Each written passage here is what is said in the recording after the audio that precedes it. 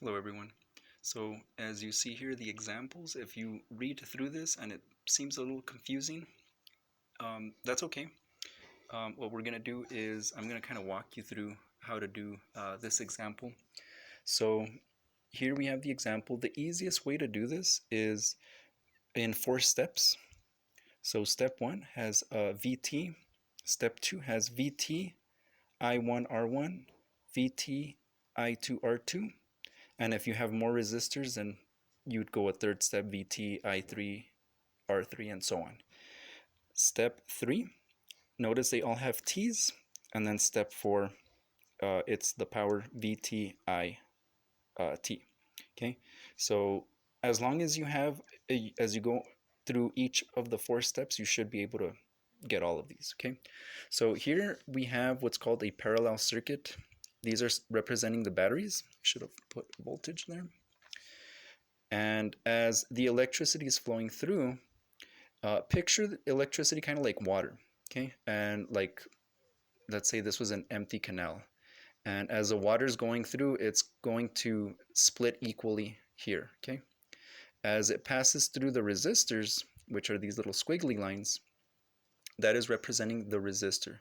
That's going to represent like something that's stopping the water from flowing through. Let's say rocks or so on. The bigger the rocks, the more stuff that's blocking the current of water or electricity. Um, well, that's the resistance, okay? That represents the R. So the way you answer this question is VT. What we're going to do is we're just going to add up the voltages, okay? So 1 plus 1.5, 1.5. The total voltage is going to be 3. And I can just put 3 VT, okay? So that's the first step. The second step is we want to find out what the current is, okay? So what we're going to do is, notice how it says VT. I'm just going to plug in the number here, okay? 3. And I1 we don't have. Notice we don't have a number here, but we do have a number for R1. And this represents resistance, ohms. That's the unit for resistance. Okay, it looks like a little loop of some kind. Okay, so that's going to be 1. And I'm just going to solve for I1. Okay, so how do I do that? By dividing. That cancels. I1 equals 3. I'm going to do the same thing for I2, R2. So VT, we got it from up here. Okay, 3. It's never going to change. We don't know the value for I2, but we do know R2. R2 is 1 again. Okay, so I'm going to plug it in. I'm going to solve. Divide by 1. So that's 3 equals I2. So now what I'm going to do is I'm going to add these up. I'm going to say the total for current 1 and 2, 3 plus 3 is 6. Okay, and the units are amps. So moving on to step number 3. Same thing, we're going to, anytime you see a VT, those are never going to change. You're always going to get them from the previous problems. We have an IT, we just got that, but we don't have RT, okay? So that's what we're going to solve for. So how do we solve? Simple. Divide, divide. So 3 divided by 6 should be 0.5 ohms. Ohms equals RT. Okay, so there's another answer. So now I'm going to solve for the power. So VT, IT. So VT, we got it from up here, VT, which was 3. IT, we just did that on step 2, 6. And we just multiply these two. 3 times 6 is 18. Okay, so that's the example that's on there. What I want to do is I want to go over one more example from the work. So as we scroll through, that's going to be that one. What I wanted to do is maybe this example right here. Okay, so just it's always good to have 2 examples. So here we go. Best thing to do is to label them just like this. VT, okay, VT I1 R1, VT I2 R2. These all have T's, VT IT RT, and then P, VT, IT. Okay, that's the total. So VT, that's the total of the voltage. Let me see if that focuses. There we go. 3 plus 3 is 6. There we go. So now I can plug this in here and here because I know that I'm doing these two problems. Okay, so I1, we don't have the number for that, right? But we do have R1. R1 is 3. I'm going to solve. I1 equals 2. Okay. And here I am going to plug in I2. There's no number, but R2 there's a 6. So there's no number here, but I know there's a 6 there. So I'm going to divide. 6 divided by 6 is 1. So now to get the total, we just add these up. Okay, 2 plus 1, 3. Let's circle that so that we know that that's one of the answers. So now that we have that, we can come in over here, plug in our numbers.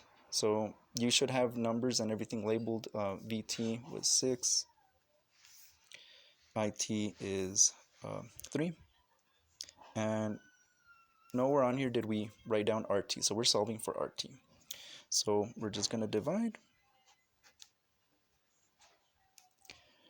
6 divided by 3. And then finally the fourth step, VT, again, we get from up here. IT, we got from up here. Multiply, and done. Okay. Now, there's going to be some other problems that are, this is called a series circuit. So it's almost the same. So when you get to these problems, these bottom 4, they're different than the top ones, okay? Somewhat. These bottom 4, you're going to use this method. Now this is just an example. It's not on any of the problems that are up here. This is just an example, but let's say you have a battery here and the voltage is going through and so on. The best way to do these problems is in these 3 steps, okay? VT, IT, RT, V, IT, R1, V, IT, R2, and then if you have another resistor, notice I have 2 resistors here, R1, R2. If we add another resistor, then we would just keep going, we would add more, okay? We would add a 4th step, V equals IT, R3. So what I'm going to do here is VT, remember that's just adding these up, okay? So if these are supposed to represent batteries, so let's say if a battery here said 40 and 40, then the total would be 80, right? If it said 20 and 20, then you would add them up and that would be 40, okay? But here they're giving us the total, so I'm going to plug that in here, 80.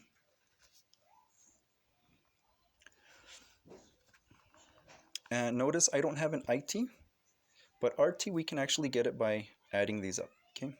This is different than the problems before, okay? You can add these up here, you can on the other ones. So 100 plus 80 is 180. And how do I solve for IT? Well, we divide. So IT equals 180. 80 divided by 180, which is 0.44.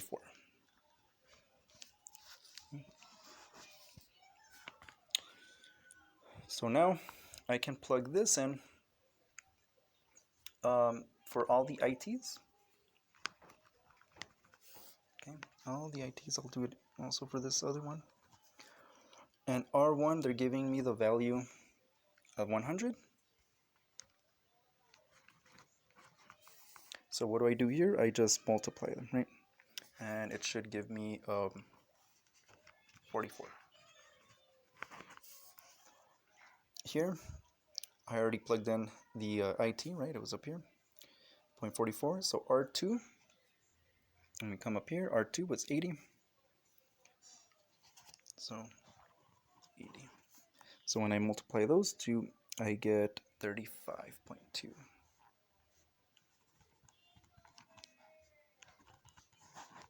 Okay. So what this is pretty much saying is the voltage is going to drop as it passes through these resistors in a series circuit. So I know some of these problems are going to have stuff like this, like what's the voltage at this point, at this point, at this point after it passes this resistor, and so on.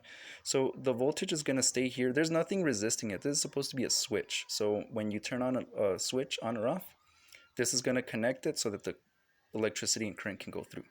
So the voltage here should be the same. It should be 80. Should be 80. As it passes through this resistor, it's going to drop. So here at V3, that's where we were solving this problem right here. Okay, so it should have dropped to from 80. It's dropping to 44 because of this resistor. And then as it passes through this other resistor, it's no longer 80, it's 44. It's going to drop again. And how much does it drop at this point? That's where we solved here, okay, 35.2. So that's how you will solve these four problems that are here.